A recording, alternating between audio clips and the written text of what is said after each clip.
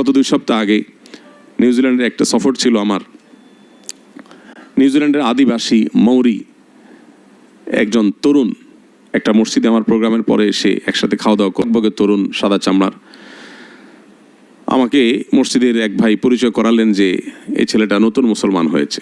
নতুন মুসলমান হলে বিশেষ করে আমার একটু কৌতূহল জাগে জিজ্ঞেস করার যে ভাই তুমি ইসলাম গ্রহণ করছো কি দেখে? আমার তো আশ্চর্য লাগে যে আমাদের মুসলমানদের দেখে তো ইসলাম গ্রহণ করার কোনো কারণ নেই, তাহলে কি দেখে লোকটা মুসলমান হলো? আমার একটু কৌতূহল হয়, জিজ্ঞেস করি, সব মুসলিমকে জিজ্ঞেস করি।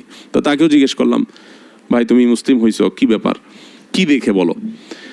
তখন সে আমাকে বলল যে দেখো, আমি ইসলাম গ্রহণ করেছি যে বিষয়টি দেখে সেটি হলো আমি ইসলাম গ্রহণ করার আগে জীবনের কোনো লক্ষ্য উদ্দেশ্য খুঁজে পেতাম না। আমি চেষ্টা করতাম জীবনের লক্ষ্য উদ্দেশ্য খুঁজে পাওয়ার, কিন্তু পেতাম না। আমি কেন বেঁচে আছি সেটাই আমি জানি না।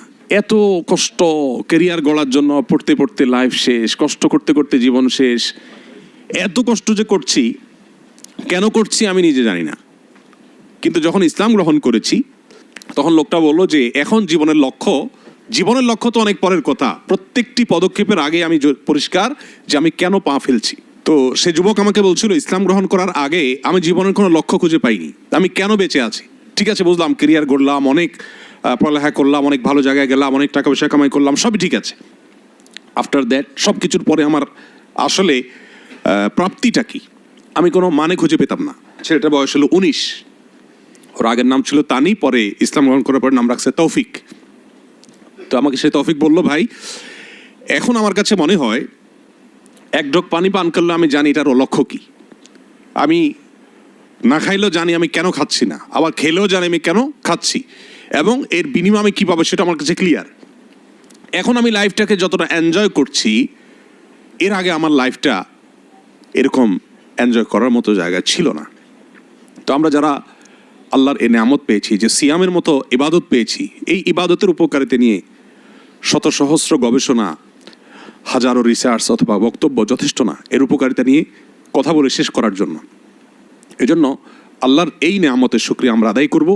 সিয়ামের যে লক্ষ্য উদ্দেশ্য তাকওয়া চর্চা করা, সেটা আমাদের হচ্ছে কিনা প্রতিনিয়ত আমাদের নিজেদেরকে মনিটরিং করা দরকার। হাজার হাজার লাখো মানুষের মজলিসে, মাহফিলে প্রশ্ন রেখেছি কেন আমরা রোজা রাখি। দেখা গেছে যে শতকরা একজন মানুষ উত্তর দিতে পারেন না কেন রোজা রাখেন। রোজা কিন্তু রাখছেন 20-30 বছর ধরে, কিন্তু তিনি জানেন না তিনি রোজা কেন রাখছেন। বিষয়ক মানুষকে প্রশ্ন করলে বলে রোজা রাখি আল্লাহর সন্তুষ্টির জন্য, জান্নাতে যাওয়ার জন্য। আমি বললাম সঠিক উত্তর তো না। এটা রোজার ফাইনাল উদ্দেশ্য হতে পারে, প্রাইমারি টার্গেট এটা না, প্রাথমিক লক্ষ্য এটা না। প্রত্যেকটা কাজের একটা প্রাথমিক লক্ষ্য থাকে আর একটা চূড়ান্ত লক্ষ্য থাকে। আমি এখান থেকে বের হয়ে যদি ওমরার উদ্দেশ্যে পাসপোর্ট, টিকিট, ভিসা সব রেডি করে নিয়ে, লাগেজ ইত্যাদি নিয়ে গাড়িতে চেপে বসি, তো এই গাড়িতে বসেছি কেন আমাকে যদি জিজ্ঞাসা করা হয়, আমার উত্তর হবে আমি এই গাড়িতে চেপে বসেছি, আমার প্রাথমিক লক্ষ্য হলো এয়ারপোর্ট পর্যন্ত যাওয়া, আর ফাইনাল টার্গেট হলো, চূড়ান্ত লক্ষ্য হলো জেদ্দা এয়ারপোর্ট হয়ে মক্কায় পৌঁছা। এখন কেউ যদি প্রাথমিক লক্ষ্য পূরণ করতে না পারে, টাইম মতো এয়ারপোর্টে গিয়ে ফ্লাইট ধরতে না পারে, তাহলে সে ফাইনাল টার্গেটে কিভাবে যাবে? সিয়াম আমাদেরকে প্রাথমিক একটা লক্ষ্য দিয়েছে। আল্লাহ তাআলা সিয়ামের প্রাথমিক লক্ষ্য বলেছেন লাআল্লাকুম তাত্তাকুন। তোমার সিয়াম তোমাকে মুত্তাকি বানাচ্ছে কিনা। প্রতিদিনের সিয়াম শেষে তোমাকে হিসাব মিলাতে হবে যে আজকের দিনে কয়বার মিথ্যা বলতে গিয়ে আমার মুখ থমকে গেছে, আজকের দিনে কয়বার সোশ্যাল মিডিয়াতে, মোবাইলে, ফেসবুক, ইউটিউবে স্ক্রল করতে করতে একটা হারাম ভিডিও আমার চোখের এরিয়াতে এসেছে, আমি আল্লাহর ভয়ে সেটাকে স্কিপ করে চলে গেছি। এই ঘটনা কয়বার ঘটেছে? আজকের দিনে কয়বার সহকর্মীর সাথে, কারোর সাথে মেজাজ হারানোর মতো ইস্যু তৈরি হয়েছে, কিন্তু নবীজি বলেছেন রোজাদার যেন বলে দেয় ইন্নী সাইম, আমি রোজা আছি ভাই, তোমার কথার গরম উত্তর আমি দিতে পারলাম না। এটা সে কয়বার বলতে পেরেছে? সারা মাস ব্যাপী যদি এরকম কসরত করে, তাহলে সেখান থেকে তার ভালো কাজের অভ্যাস, মন্দ কাজ থেকে নিজেকে বেঁচে থাকার অভ্যাস গড়ে উঠবে। এই লক্ষ্যটা, তাকওয়া অর্জনের লক্ষ্যটা যদি সিয়ামের দ্বারা হাসিল হয়, তাহলে সিয়ামের আসল উদ্দেশ্য যে আল্লাহর হাতে পুরস্কার গ্রহণ, জান্নাতে রাইয়ান নামক গেট দিয়ে প্রবেশ, আরও যত পুরস্কারের কথা কোরআন এবং হাদিসে রয়েছে, সেগুলো সেই অর্জন করবে যার সিয়াম তাকে মুত্তাকি বানায়। আর যার সিয়াম তাকে মুত্তাকি বানাবে না, তার সেই সিয়ামের আসল লক্ষ্য আল্লাহকে সন্তুষ্ট করা এবং জান্নাতে পৌঁছা, এটা তার জন্য সুদূর পরাহত হতে পারে। এই জন্য ভাইরা, বারবার করে আমাদের প্রতিদিন আমাদের সিয়ামের লক্ষ্য উদ্দেশ্য সম্পর্কে আমাদের নিজেদেরকে প্রশ্ন রাখা দরকার। আমি কতটা এই উদ্দেশ্যকে বাস্তবায়ন করতে পারছি, কতটা আমি সিয়ামের SMS এর সিয়ামের মেসেজটা আমি বুঝতে পারছি, সিয়ামের বার্তাটা আমি নিতে পারছি। প্রতিদিন বারবার করে এই যোগ বিয়োগ করা দরকার। আমার যদি রমজান মাস শেষে তাকওয়াতে এক বিন্দু পরিমাণও পরিবর্তন না হয়, তাহলে ভাইয়ের আমার, কোরআন এবং সুন্নাহর জ্ঞান আল্লাহ আপনাকে আমাকে আমাদের সবাইকে যেটুকু দিয়েছে সে সাধারণ জ্ঞান থেকে আমরা বলতে পারি এই সিয়াম অনেকটাই অর্থহীন। আল্লাহ নবীর ভাষায় বলতে গেলে মাল্লাম ইয়াদা কাউলা জুরি ওয়াল আমালা বিহি ওয়াল জাহাল, সহিহ বুখারীর হাদিস, যে ব্যক্তি মিথ্যা কথা, মিথ্যা কাজ, মূর্খতা সুলভ আচরণ এগুলো পরিহার করতে না পারলো, ফালাইসা লিল্লাহি হাজা আইয়াদা তাআমাহু ওয়া শারাবা, তাহলে তার এই পানাহার বর্জনে আল্লাহর কোনো ঠেকা পড়ে নাই, কোনো লাভ নেই। এজন্য ভাই, সিয়াম আমরা রাখছি, মুত্তাকি আমরা হচ্ছি না। রোজা আমরা রাখছি, তাকওয়া চর্চা আমাদের বাড়ছে না। রোজা আমরা রাখছি, পরিবর্তন আমাদের হচ্ছে না। এই বছরের এই রমাদান, এটা আমার জীবনকে পরিবর্তন করতে হবে। কি পরিবর্তন করব, কোন জায়গায় আমি সংশোধনী আনবো, সেটা আমাকে ডিসিশন নিতে হবে।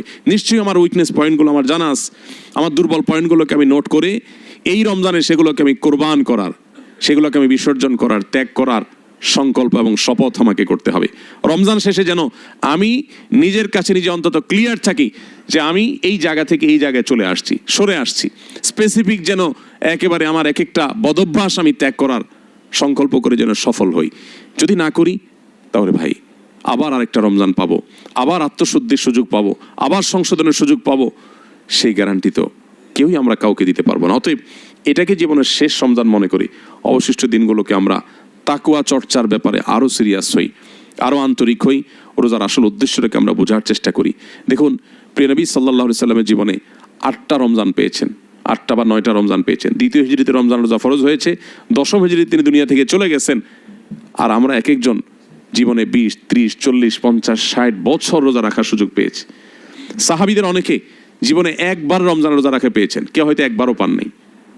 বৃদ্ধ বয়সে ইসলাম গ্রহণ করেছেন, এরপরে জেহাদে গিয়েছেন, শহীদ হয়ে গেছেন, শেষ রমজান রোজা রাখার সুযোগই পান নাই। কেউ হয়তো 2টা 4টা পেয়েছেন, আর আমরা 50-60টা রমজান পাচ্ছি। বাট আমাদের জীবনে কোনো পরিবর্তন নাই। আর এই জন্য এতগুলো কথা বলা।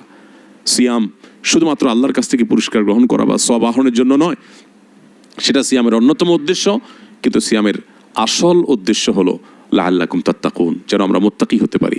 আল্লাহ রাব্বুল আলামিন আমাদের সবাইকে রমজানের এই সিয়াম থেকে সারা জীবনের যে রোজা, আমাদের জীবনব্যাপী যে রোজা, সে রোজার জন্য আল্লাহ তাআলা আমাদেরকে শিক্ষা গ্রহণ করা, প্রশিক্ষণ গ্রহণ করার তৌফিক দান করুন। আল্লাহর সকল আদেশ নিষেধের সামনে মাথা নত হয়ে, মাথা পেতে দেওয়া, আল্লাহর সামনে নিজেকে সমর্পণ করে দেওয়া, পুরো জীবনকে আল্লাহর জন্য উৎসর্গ করে দেওয়ার ঈমানের শক্তি আল্লাহ তাআলা আমাদেরকে দান করুন।